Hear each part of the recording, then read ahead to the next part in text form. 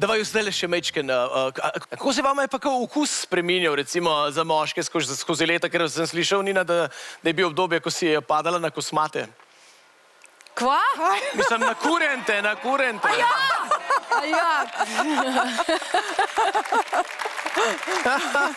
Ja, no, kakšni pa so? Saj so kosmati Štajerci, no. Ja.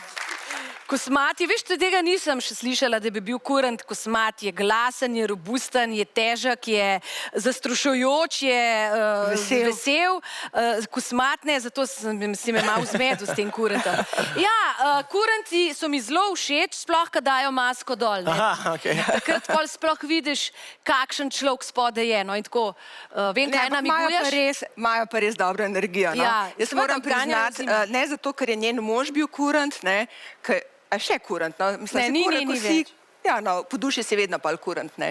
Ampak moram priznati, ja, kurent je res prinašal neko tako noro energijo, to se meni zdi tako neki, ena taka fantastična maska, z eno tako neverjetno energijo, ne vem, če še kje na svetu, mogoče kakšna Indonezija ali pa tam neke dežele, ki imajo neke take maske, ki so zastrašujoče, ampak hkrati z blazno pozitivno energijo, no. In tak je tudi njen mož. Super. Zastrašujoča, ampak mehka dušica.